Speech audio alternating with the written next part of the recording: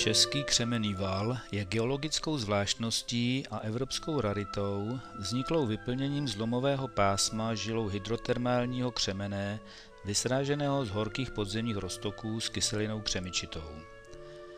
Český val u Poběžovic je jeden z mála dobře zachovaných a velkých výchozů křemenné žíly tvořící Český křemenný val.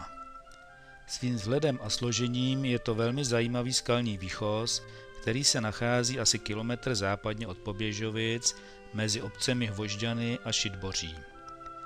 Zelenavá barva křemene tohoto bizarního skalního suku, způsobená zřejmě jemně rozptýleným pyritovým pigmentem, je totiž zcela ojedinělá. Typická zelenavá barva křemenné žiloviny je známá právě jen z tohoto výchozu. Český křemenný val se táhne jako pásmo nesouvislých křemenných žil od německého Furt im Waldu a České Kubice až k Tachovu a pokračuje pak od Zadního Chodova k Mariánským Lázním.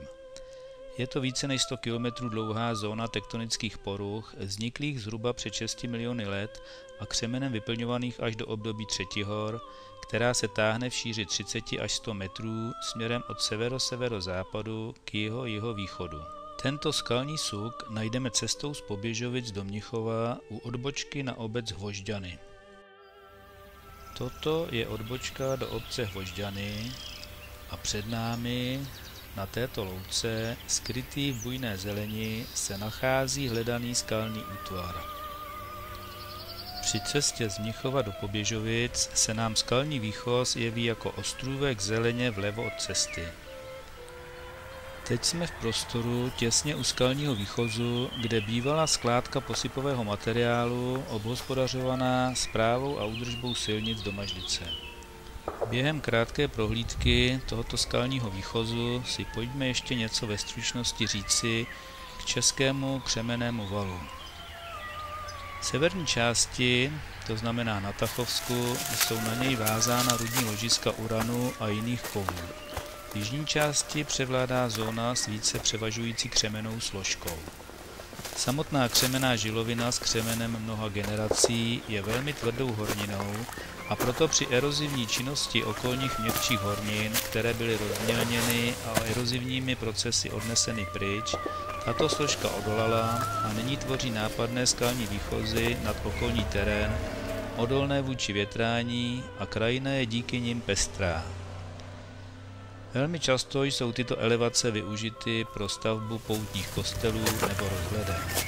Obdobná krajinná forma, bavorský křemenný val, je v sousedním Bavorsku předmětem značného turistického zájmu a ochrany.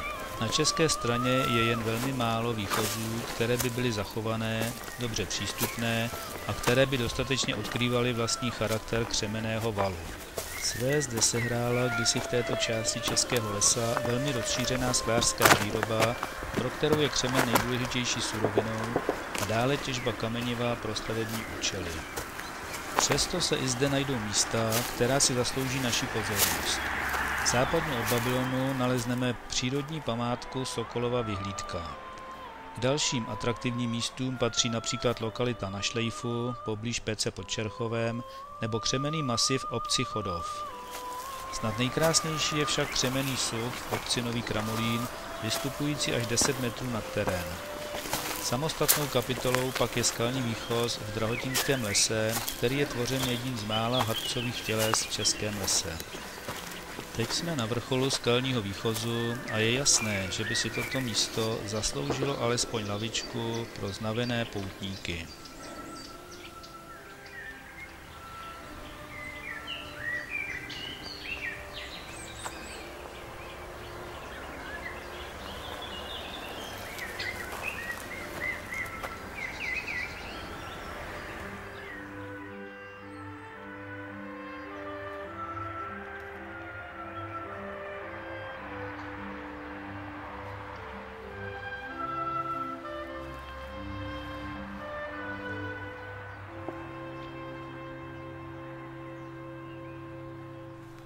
Projděme se a porozhlédněme po tomto zajímavém skalním útvaru a nechme se unést myšlenkou, že odsud zmizí houštiny náletových dřevin, aby vynikla mohutnost skalního masivu, a že zde bude vybudováno i malé turistické odpočívadlo tak, jak to zamýšlí Sdružení obcí mikroregionu Dobrohost.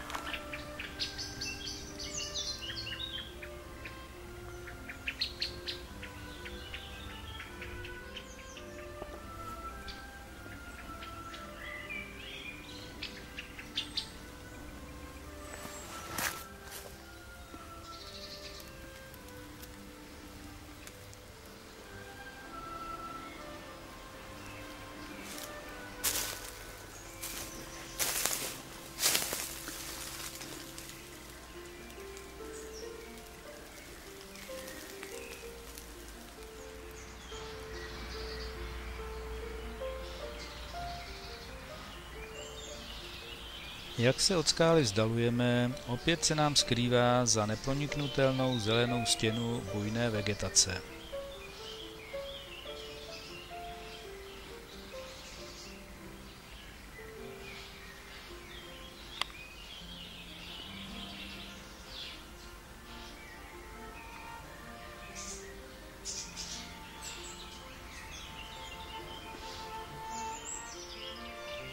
Pohledem od této zajímavé lokality na nedaleké Poběžovice se pomalu se skalním výchozem Českého křemenného valu rozloučíme.